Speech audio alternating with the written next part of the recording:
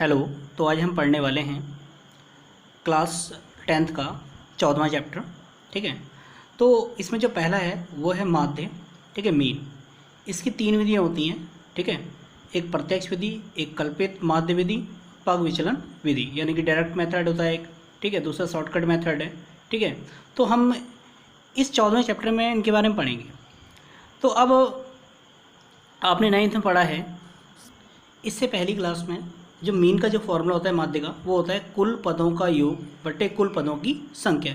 यानी कि जितने भी टर्म होते हैं उन सबको ऐड करते हैं और जितनी पदों की संख्या होती है उससे हम डिवाइड कर देते हैं तो माध्य निकल आता है।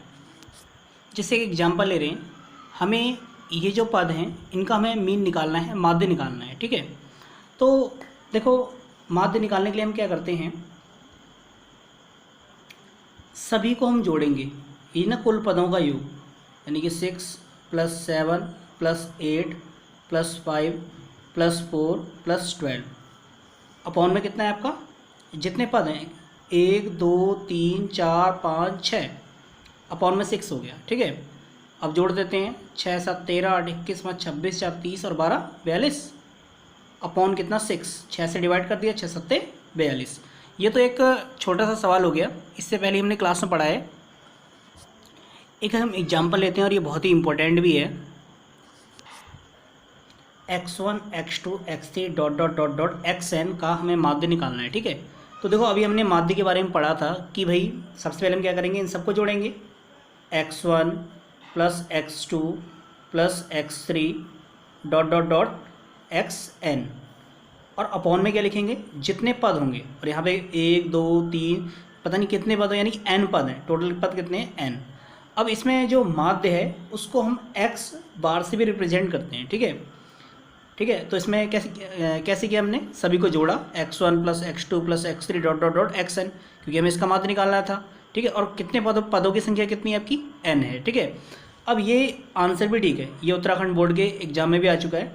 अगर इसे हमें शॉर्टकट में लिखना होगा तो हमें ऐसे लिख सकते हैं, सिग्मा xi। सिग्मा मतलब होता है जोड़ना ना, इन सबको ना लिख के मैंने लिख दिया सिग्मा xi। ठीक है, सिग्मा मतलब होता है जोड़ना। अब यह देखो आई यहाँ पे नीचे वाला है और आई का मान कहाँ से चालू है, एक से, तो यहाँ लिखा मैंने आई = 1।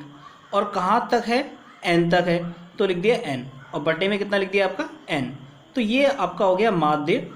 ठीक है, बहुत ही इंपॉर्टेंट भी है ये, एक बहुत ही इंपॉर्टेंट है, ये भी उत्तराखंड बोर्ड के एग्जाम में आ चुका है।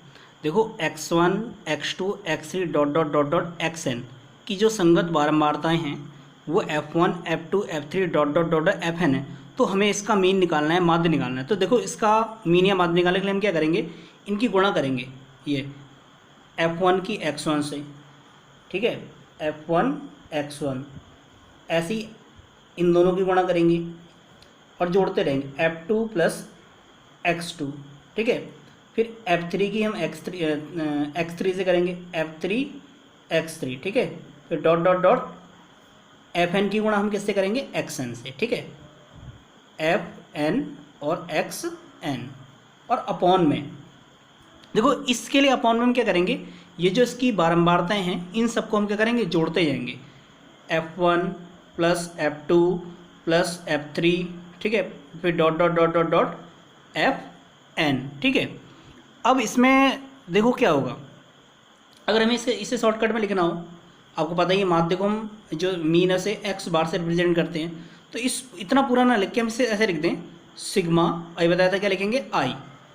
1 2 3 4 ना लिख के हम क्या लिख देंगे, आई और xi, क्योंकि ऊपर f और x दोनों है इसीलिए fi xi। ठीक है, अब i के मान कहाँ से चालू हैं, 1 से, तो लिखा i = 1, और कहाँ तक हैं आपके, n तक हैं, ये आ गया। और अपॉन में इसको भी हम लिख सकते हैं, सिग्मा f लिखा। ठीक है, और यहाँ क्या लिख दिया हमने, i। ठीक है, और i का मान कहाँ से चालू है, 1 से, और कहाँ तक है आपका, n तक। ठीक है, यहाँ पे लिख दिया i का मान 1 से लेके कितना है आपका, n तक। ठीक है, तो ये हो गया। तो ये प्रत्यक्ष विधि का फॉर्मूला भी होता है, डायरेक्ट मेथड का। अब हम पढ़ेंगे प्रत्यक्ष विधि द्वारा माध्य ज्ञात करना। ठीक है, तो अब देखो जो प्रत्यक्ष विधि जो डायरेक्ट मेथड है उसमें जो माध्य निकालने का फॉर्मूला है वो है sigma F I x I upon sigma F I, जो इससे पहले हमने किया था। ठीक है, अब हम देखो ये क्वेश्चन दिया है, ठीक है, हमें इसका क्या क्या निकालना है, आपका माध्य निकालना है, वो भी डायरेक्ट मेथड से। फिर इसके बाद हम 2 मेथड और भी करेंगे। तो ये क्वेश्चन दिया हुआ है, तो देखो इसमें हम निकालेंगे मध्यमान यानी कि मिड पॉइंट। मिड पॉइंट कैसे निकालते हैं, इसे हम मिड पॉइंट का एक्स आई से रिप्रेजेंट करते हैं। मिड पॉइंट निकालने के लिए देखो 0 में 8 जोड़ेंगे 8, और 8 का आधा कितना होता है 4। ठीक है, ऐसे ही 8 में 16 जोड़ा 24, और 24 का आधा कितना हो गया 12। ठीक है, 16 में 24 जोड़ा कितना 40, 40 का आधा कितना हो गया 20, 24 में 32 जोड़ा 56, 56 का आधा कितना हो गया 28, 32 में 40 जोड़ा 72, और 72 का आधा कितना हो गया 36। समझ आ रहा होगा, जैसे वही ना, 0 में 8 जोड़ेंगे 8, और 8 का आधा करेंगे, और आधा करने के लिए हम क्या करते हैं 2 से भाग करते हैं, 4 आ गया। ऐसे ही मैंने 8 में 16 जोड़ा 24, और 24 का आधा 2 से भाग के कितना आ गया 12।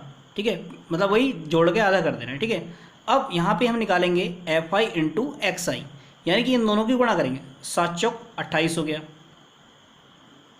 ठीक है, 6 गुणा 12 72 हो गया, 12 छिंग 72 हो गया, और 1 इंटू 20 20 हो गया।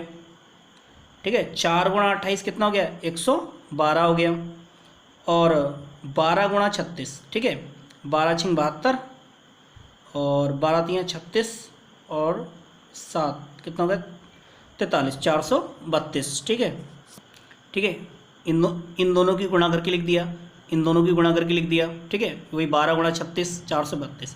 अब देखो क्या चाहिए हमें, सिग्मा। सिग्मा मतलब जोड़ना, एफ आई एक्स आई, इस लाइन को जोड़ेंगे। ठीक है, और ये हमारी क्या है सिग्मा एफ आई एक्स आई। ठीक है, इसको हमें जोड़ना है, तो इसे जोड़ते हैं। 8 8 10 10 2 12, 12 और 2 कितना हो गया 14। ठीक है, तो हासिल एक था, 2 और 1 3 7 10 2 12 13 13 3 16, हासिल एक हो गया, 1 और 1 2 2 और 4 कितना 6। ठीक है, सिग्मा एफ आई एक्स आई तुम्हें मिल गया 664 upon sigma F I. Sigma मतलब जोड़ना है एफ आई, एफ आई ये है, इस एफ आई वाले को जोड़ देते हैं। ठीक है, सिग्मा एफ आई तो जोड़ते हैं, तो सिग्मा एफ आई कितना हो गया आपका 7 6 13 1 14 4 18 18 12 कितना हो गया 30, ये आ गया 30। अब 30 से हम इसमें डिवाइड कर देंगे, ये आपका निकल गया माध्य निकल जाएगा। 30 दूनी 60 हो गया 64, 30 दूनी 60, 4 पॉइंट लगा के 0, 30 से कम 30, 30 तियाँ 90, तो कितना आ गया 22.13। ठीक है, तो ये हो गया प्रत्यक्ष विधि द्वारा माध्य यानी कि डायरेक्ट मेथड।